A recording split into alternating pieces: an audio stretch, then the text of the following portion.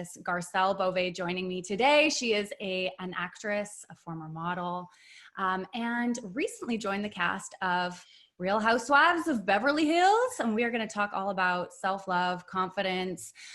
She's going to give us the behind the scenes scoop of some stuff for reality TV. Garcelle, I am so excited to have you here today. I am thrilled to be here. Thank you for inviting me. This is going to be fun. I have to tell you, I was driving down to the protest in Vancouver. Obviously, this is a heated time, and we're going to have lots of fun conversation, but we got to go there to start off with. Yep. And I'm like, okay, I'm going to listen to an episode of Garcelle's show, figure out what she's all about. Oh my effing God. I was peeing my pants. So for anyone who doesn't know, Garcelle has a podcast. It's called Going to Bed with Garcelle. It's all about sex, faith, friendships, life, but like sex is the forefront of this show. Sex is definitely the forefront. And you go there. You go there every time. You know, I go there every time, and at 3:00 in the morning, I panic because I'm like, why am I sharing so much? Oh my God, it is so good. Hold on one second. My freaking phone is ringing in my ear like nobody's. Oh, okay. I tried to turn it on Do Not Disturb. Okay, so hold on. Like, I go into this. I've read about you. I've obviously heard about you being in the show and everything. Yeah. The most recent headlines are that you are a grandma. So I'm like thinking, okay, this is going to be like, we're going to touch on a little bit of sex. This is like, we're diving into masturbation in IKEA. We're talking about like favorite positions. We're talking about secret sex when the kids aren't watching. I was thought about everything that was happening. Oh, that makes me really happy. That makes me really happy because sometimes we need an escape. And I've even found myself late saying, I got to take a break from the world for a moment just to stay sane. Yeah. But I used to have friends over once a month. I would sometimes do all girls. Sometimes I would do couples, and we'd sit around, we'd gossip, we'd drink, we talk about sex. And after every time I've done this, somebody goes, this is a show. Why aren't you doing this? So cut to Going to Bed with Garcelle. It's a show, and it is so good. I feel like everybody needs this in their life right now with all of the heaviness in the world, which we're here for, which needs to be happening. Absolutely. I think it's important as well that we have moments of lightness, and you are so good at just, asking these questions that I would never even think to ask. But you have to come on. You have to come on.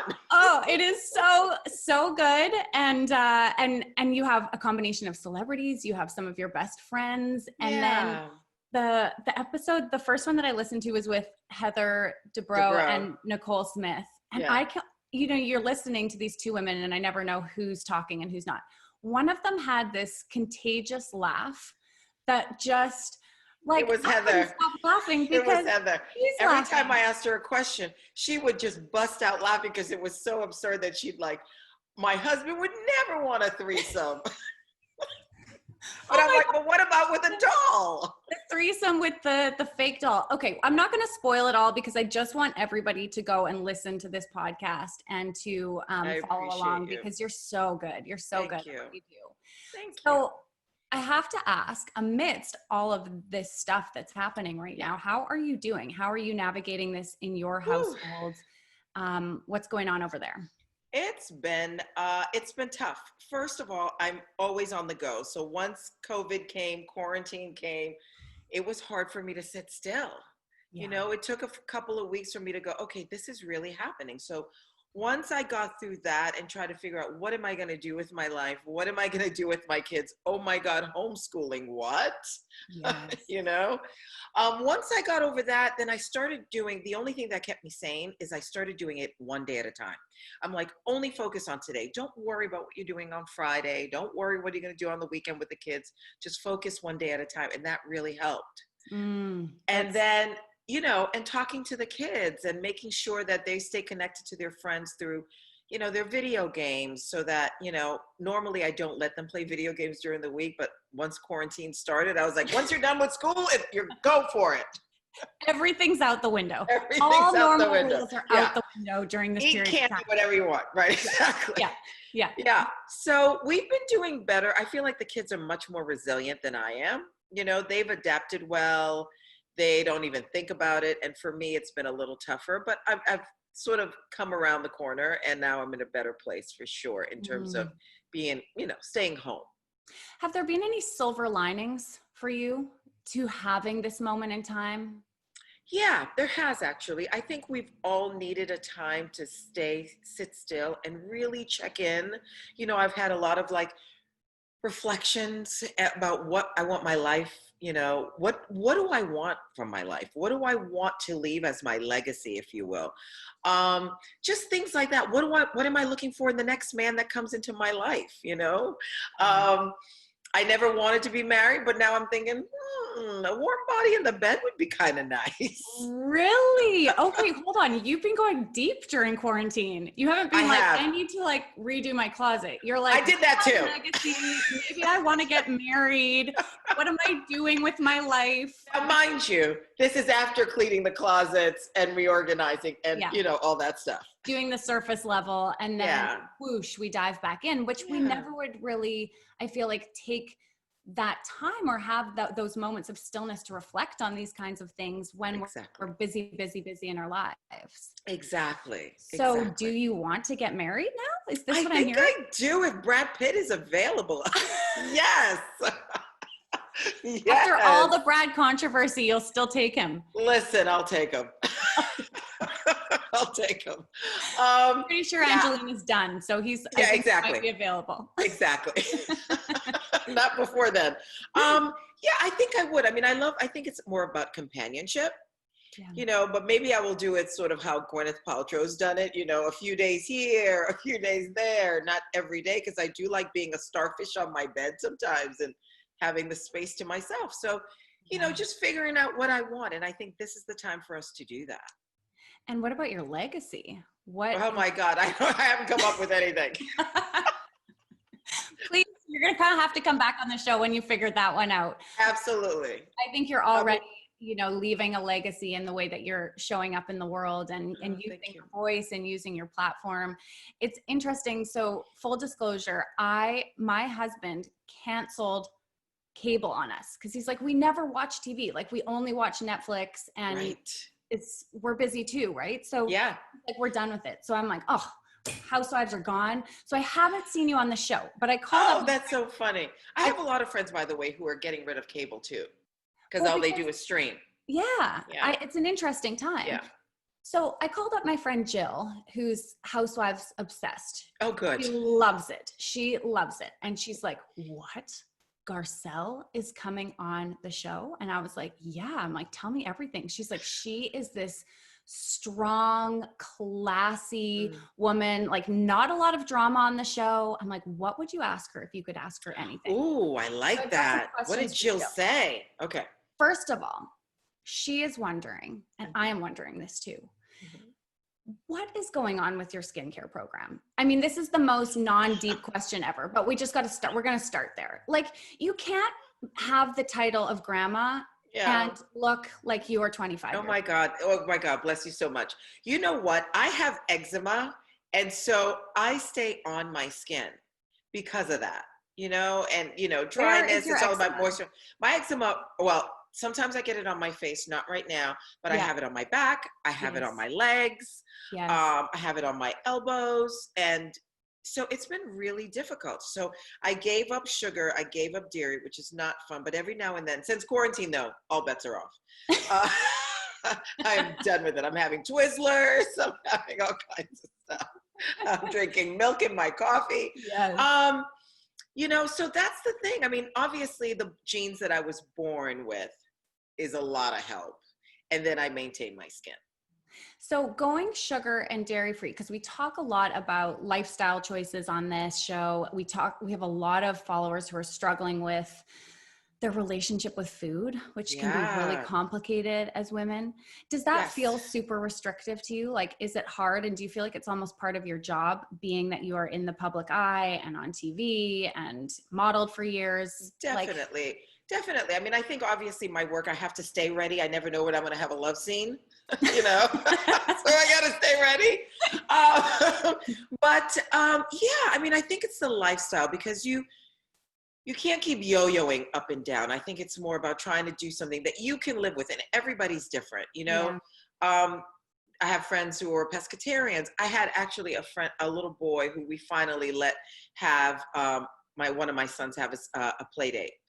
And so I said, you guys have to be outside a lot. You can't be inside playing video games. And he's a pescatarian. So I'm like, hey, Hunter, do you want a corn dog? And he's like, and I'm like, oh, wait, you can't have that. And then I was like, holy crap, this is tough. Wait, his name is Hunter, but he's a pescatarian. Yes. Oh, I didn't even think of that. You're really good. You're really quick on your feet. So it's all what you can do. And my son Jax wanted to be a vegan at a certain time. And I thought, all right, let's try it for a week and see how. Thank God he couldn't do it, because it was harder to find things for him and cook for the rest of us. Yeah. You know, so I think everybody has to do what's right for them. Absolutely. Yeah. And have you found that has really helped with your eczema, or? Definitely. It has. Definitely. I've definitely seen a change, less flare-ups. I mean, I still have spots that in time will go away, but I'm doing that and trying to drink a lot more water. But stress, we're under quarantine. There's COVID. There's now Black Lives Matter. There's a lot of stress, and that has, that's a big factor as well. Yeah, I have psoriasis behind my ear, and stress, I would say, is the number one thing. So right now it is just like full flare and so uncomfortable. And, I always feel for the people where, for mine, it's very hidden. For a lot of people who struggle with it, it's very visible and it's uncomfortable and all the things. So, So, okay. My second question from Jill is, we've covered the skincare. On the show, how much of it is staged? Like, how much of it is real? Yes, tell. I thought going in, it's going to be scripted in a way that, we're told what to do. None of that is true. There's no scripts. There's no anything. The only thing they want us to do is to get together. So they're like, you're going to have a party, or you're going for dinner, or a couple of you are shopping today. Right. A couple of you may just have lunch. And that's really where they control it. Everything else is the women are driving it. From the conversations to, the fights, to the dinners, to all of that. It is. But they are masters, I think, at bringing together personalities that might find some conflict, where people might join together, all the things. They are good at that. And that's what makes the TV. And that's why we show up to watch it. Right. So, people are like huge fans of this whole franchise. It's unbelievable how, tweeting and everybody's into it. It's unbelievable. Did you have fun filming it? I did have fun filming it. I did. I mean, the thing with me is I was doing 2 or 3 other projects, so it was really hard. So I'm not in it a lot, and a lot of the fans are like, she's not in it. Where is she? We want to see her. So obviously next season, if I'm back, then I'll be around a lot more. But yeah, it was fun. You're a busy lady. It's glamorous. It's the only thing is I realized that I'm eating almost in every scene, and the other ladies are not. So I've learned that. Eat Kourtney before Kardashian. I go. You're Kourtney Kardashian. She always has a salad, right? Every scene. I've started to notice myself trying to eat like her. She takes the fork in her teeth and kind of slides it across. Like every scene Kourtney is eating, every scene Garcelle is eating. Exactly. So I have to learn to eat at home first. No, you're multitasking. You're busy. You're shooting like 15 different things. Girl's got to eat while she's shooting something. Right. That's the perfect one. You keep doing it. I love it. Thank you. Thank you. So I was watching, again, just taking a breather. Somehow, God only knows how, I landed on the Garth Brooks documentary. Oh. I'm not a big country girl, but one thing that Garth said was that his dad taught him was that everything in life is a blessing and a curse. Oh. Everything in life is a blessing and a curse. And he does that a lot, and I just loved it. I love that. So what's the curse of reality TV for you? I think the curse for me is letting one everyone into your life because then they feel they have a say in it. Mm. That's been the hardest thing, is putting everything out there, reliving my divorce, talking about things that I never thought I would share with the public. So that's the curse of it all. But I think the blessings is that it's a great platform. You know, I've made some really great friends, and I've had friends with, friendships with the ladies. Mm-hmm. And I get to shoot it in LA, which is a big deal because then I get to come and have dinner with my kids or sleep in my bed. And, a lot of times all the other projects that I do are not shot in LA. Yeah. So it being shot in here is a big deal for me. Amazing. Yeah. Amazing. So I'm curious to know, we're going to go back to the podcast right now, because Okay. we've never on this show, which is shocking to me, really, we've never had a show surrounding sex. Mm-hmm. Like, that's so crazy. It's been a year. Come on, Erin. I'm curious to know for you, because this is such a charged subject. I work with a lot of women one-on-one who are struggling with primarily body image and confidence. Yeah. So when it comes to the bedroom, this is an area where a lot of women are not feeling confident. They're not feeling comfortable. We've got this porn culture out there right now. Yeah. And so what was so refreshing about your show is that you seem so comfortable with this topic. You are so open about it. You are, standing strongly in your sexuality. You are here for it. What does sex mean to you? Oh, sex is power. Sex is power. And I say that not to power over anyone, but that's what you got. Your sexuality, your mind, your body, your spirit. I think all those things go hand in hand. And if you're waving on one, then the other will come in and support you. But I think being able to be free about your sexuality is a freedom that I think we should all have.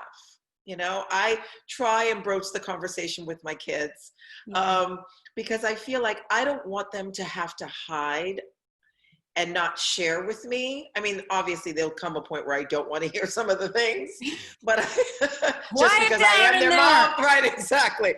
But I think there's freedom to that. Yeah, I really do. Were you raised in a family that talks to you a lot about sex? Like, not at all. Oh, hell no. Been in touch with? Girl, no. My family would never talk about that. We never talked about menstruals. And I grew up, there's 5 girls and 2 boys in my family. So there's a lot of girls, but we never talked about that. When I moved to New York, I was 17 years old to start my modeling career. When I came home to visit, I was like, the first trip, I think I was like maybe a year later, 18. And my mom saw contraceptives in my bag. And she's like, "You've had contact?"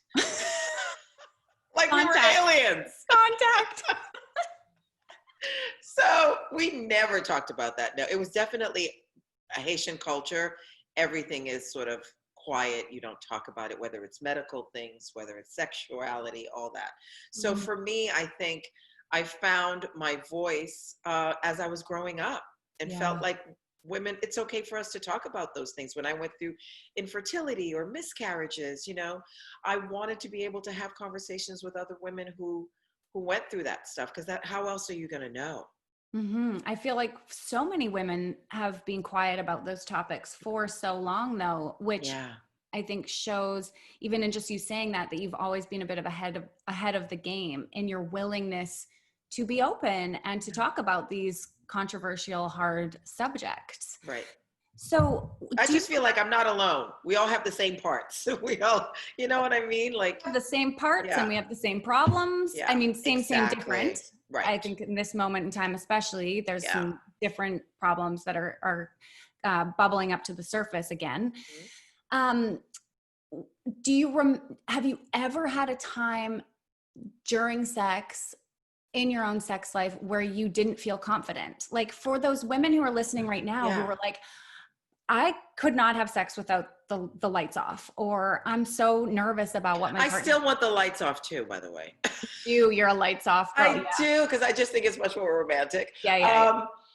and also you don't always feel confident about your body all the time. Like now with the quarantine 15, I went to the doctor this morning. I stepped on the scale. I was like, I want to go backwards. Like, let's go back. Like, enough of this. But yeah, I remember, I had sex when I was 18 for the first time. And looking back, it was in a way, I wouldn't say rape, but I would definitely say I didn't want to. But at the time, it's like, if you went halfway, then it was like, well, then you might as well do it. Yeah. And so, so that was weird for me. And I didn't have anything, I hadn't had conversations with people to know what it was like, or either how painful the first time was. And, are you supposed to be in love or not in love? Because we weren't talking about that kind of stuff before. Right, right. What would you say if you were to give some advice to a woman who's like, I want to step into my sexuality. I want to start relating sex to my power and feeling strong and confident in it, but I am so not there right now. Do you have any tips to kind of help people get in the game and to find that within? Start slow, start slow. You don't have to jump into it like, full on. Like, have a conversation, be okay with your body. I think for us women to even look in the mirror naked and just find something you like, because we know we can go the opposite. We know we can find all the things we don't like right away, right? Yes. But find one thing, like for me, when I was going through infertility, and I was really down on my body because I had already had a child, my son Oliver, who made me a grandmother, by the way. And I was really down on my body because I couldn't get pregnant. Yeah. And I remember one day going, you know what? You have to change your mindset. You have to honor what your body's been able to do. You did have a child, but all the other things that you've been able to do is because of your body. So, and also I had girlfriends who were pregnant, and at first I was really jealous of them because, why them? And I have so much love to give. And so changing my mindset, one of them was about to have her baby shower, and I said, I want to throw your baby shower. Let me do it. And that was a way of celebrating her, but also celebrating, we need to change this. I needed to shift the energy. And I believe in those kind of things. I love that idea of, we've all felt jealousy before. And I think one of the fastest ways to step out of it or to flip the script is to acknowledge and celebrate that person. Somebody else's. Having the success or having that moment in time and recognizing we're all at different chapters of our story. And so, your time will come. Exactly. So with your infertility journey, did you end up getting pregnant naturally? Like, you had 2 more kids. You've got your boy. Yeah, no, we did IVF. And the first time got pregnant. It was so excited. And then 7 weeks later, they didn't hear a heartbeat. And that was devastating, that was devastating. And then we thought, let's try one more time. And we had tried like 5 years on and off, just one thing after the other, just didn't work. And then they implanted 4 embryos, and we got twins. We got 2 out of the 4. Wow. And my niece, who's a grown woman, always says to me, girl, if you had 4, I would have changed my address and would not have given it to you. She was like, oh, hell no. 4 babies. 4. Twins are a lot for people. Were you excited or were you like, oh my God, what? No, I was super excited, but didn't know what it was like. But I took a twin class when the boys were really like babies, because I didn't know what to expect. And this woman was great. She had 2 sets of twins. And the instructor, and she was like, make sure nobody labels them. Make sure people get 2 birthday cards, sing happy birthday twice. And so we've done that, which has kept them, their identity separate. Yes. Oh, I love that. I never would have thought about that, but of course they're 2 little separate human beings. Exactly. So we always sing happy birthday twice. We always get 2 cakes, and just to make them feel, separate. I love it. How have you been navigating everything that is going on in the world right now in regards to Black Lives Matter and George Floyd with your kids as a human being, as a Black woman, as a mother? Like, that's been really tough. And I was just saying to a friend earlier that this past weekend was the first time that I felt like myself again, because the weight of it all, I've always known that racism has been going on. I've dealt with it. I've seen it. It's been thrown at me. But to see the world take notice finally, Yeah. has been the most exciting, because finally everybody's taken a moment to realize, and I think quarantine, it happened at the right time, because if everybody was doing their thing, we wouldn't have stopped to really acknowledge it. But I also feel like the weight of it for my older son, especially Oliver, has always been there. I'm scared all the time. Every time he leaves the house, I've been at places with him. We were at a market one day, and he went to get something and I went to get something else, so we separated. So he's going down the aisles to see where I'm at. So now I'm at the end of an aisle and he's at the other end, and there's an older white woman between us. So she turns towards Oliver and sees Oliver, and all of a sudden her body language changed. She clasped her bag that she was holding tighter, and I'm witnessing all of this. And the thing that really struck me is that if this woman, if anything had happened to her, Oliver would have been the first person to help, to aid with her in any way. And I just thought, because of the color of his skin, she had that reaction. Yeah. And so, I've seen that. I've seen, he's been pulled over for no reason. I mean, there's been so many things like that. So I know it. So with our boys, with the little ones, we've always talked about being careful, being respectful if the cops are ever around. I mean, it's always been a conversation, but for them to see it on this level, and seeing the brutal murder of George Floyd it was too much. It was really too much. Yeah. I'm so sorry that you have to have these conversations with your kids. I think it was very eye-opening for me, obviously, coming face to face with my own inherent biases, with my own, and we were raised in a family where my parents taught us everyone is equal and it doesn't matter what color your skin is. And I understand, obviously, the messages that they were telling us, but also during this time, really understanding that wasn't true. What we were being told isn't true. There is not equality yet. Everyone is not treated fairly. And so in those lessons, which I completely understand the intention behind them, but I was also taught that it was okay the way that the world was currently functioning, and that there wasn't still work to be done, which is not the truth at all. That's not the truth at all. No, there's so much to be done. Tremendous amount of work to be done, and we cannot, hide behind that sort of statement, resting in inaction. Yeah. Well, I can't imagine, it being in your position and having to have those conversations. I have 2 young kids myself. We're starting to have these conversations now with them. Yeah, good. Learning. That's and great. I think you can't start too early. I mean, obviously you're going to give them just the amount for their age. Yeah. But I think those conversations need to be had. I had a girlfriend of mine who's white called, and she said, I don't know what to do. I'm going to go buy a book on racism. And I'm like, you don't need a book. Everybody just needs to be treated fairly. We want to be promoted fairly. We want to be compensated fairly. We just want to be treated fairly. That, it's great that if you want to read about it, but I think it just starts with being able to have an open conversation about what it's like and what can we do to help out. And I think it starts there. Yeah.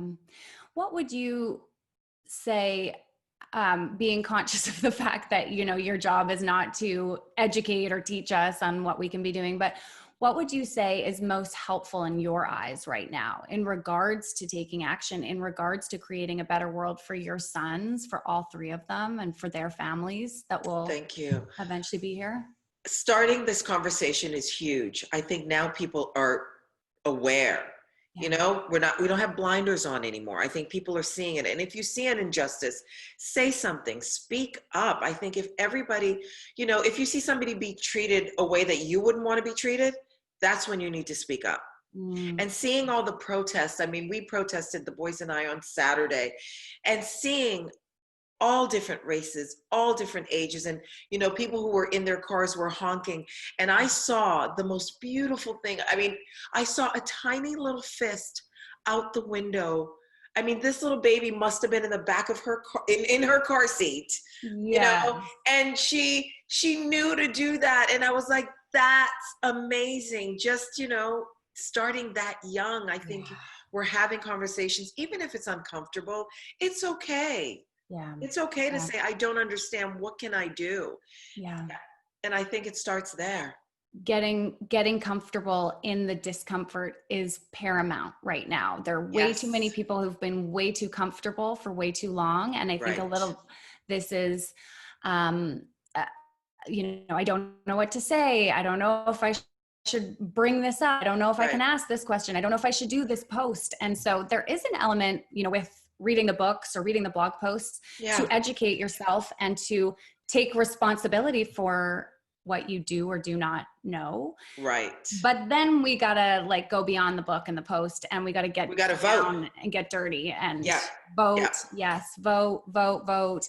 Create changes within our companies, hire, amplify. Have someone in the room that represents everybody. I remember there was this big controversy last year with J. Crew because they put a little black boy in a t-shirt that had a monkey on it. Had there been I know how shoots go. I've been a model. I know, it goes down, it trickles down before you get to the shoot. Yeah. We had somebody in the room that would say, you know what? Don't put that shirt on him. Something as simple as that. Yep. Yeah. Switch out the shirts. Yes. And I think if there was somebody in the room to be able to speak up that way, then maybe that wouldn't have happened. But there wasn't. And also, even if there wasn't necessarily the environment in which they felt comfortable speaking up and saying, yes, I don't know if that's the best idea, right, without risking their job or their position. And exactly. So we need, diversity at higher levels as well. Have you ever experienced racism in the entertainment industry? Oh, God, absolutely. I mean, absolutely. There have been, scripts that I've read and I'm like, I want to go up for this part. And they're like, we're not going to go black with that character. And it's like, well, why? Yeah. Why wouldn't you? And, for me, storytelling is about the story, and race should be secondary to that. Yes. Right? Let's tell a story, because everyone can relate to a story. Yes. So why not make it diverse? Why not make it how the world looks? Yeah. We talked about that at the beginning. Our parts are the same and our pain is often, maybe same, but different. And so who cares who's telling the story? Right. If the story is well done, we'll all relate to it. We're people. I'm so excited. Humanity. I saw a couple months ago, they're doing The Little Mermaid. I can't remember which production company is doing it, but The Little Mermaid is going to be black. Yeah. How about that? And I think this is incredible. I do too. I think it's great. I think it's beautiful. I think, all little kids should have black dolls and white dolls and, and not make a thing about it. Yeah. Just yes. Pass it on as a gift. It just is. It just is. Exactly. And I think kids are great about not seeing that. I remember my oldest was in preschool and the principal was black. And a teacher came up to her and said, hey, I have these two little kids that one of them said the N-word and I don't know how to deal with it. And the principal said, you know what, let's bring them into my office and let's see where it is. And walks in two white kids because one of them, they were, doing their, big wheels in the yard and stuff like that. And one of them thought the N-word meant you were a bad driver. So it wasn't a color thing. It was like, sort of get out of my way, So it's things like that, when those little kids came in, it's like, wait a minute, they're two white kids, Yeah. I mean, what's interesting there is, why is he hearing that word used most likely in the vehicle with his parents? Right. When someone's driving badly. Exactly. So it's all about conversations, Yes. Yeah. There's so many layers to this. And this is where it begins is people talking and sharing and hearing different perspectives on everything. Exactly. And just being kind. Let's just be kind. Garcelle, if you could leave our audience and the women who are listening right now with one message, with something to take away in this moment of time, what would it be? For women, I always feel like we all need a girl tribe. Have your tribe, you know? Have the women that support you. I think if we support one another, yes, I'm on a reality show where sometimes we go at one another. To me, I take it all as fun. Yeah. But I think having women support one another is really a beautiful thing when we can do that. I absolutely agree. Thank you so much for joining me today, for sharing a piece of your story and your perspective. It's been obviously amazing chatting with you. For anybody who's listening right now, make sure you head on over to Garcelle's podcast, In Bed with Garcelle. Where else can our listeners find you? Yeah, it's Going to Bed with Garcelle, and Twitter at Garcelle B, Instagram at Garcelle. Amazing. Thank you. Thank you so much. Have a beautiful day. And you too. I can't wait to connect again in the future. Same here. Enjoy your babies. Thank you. Bye. Bye. Bye.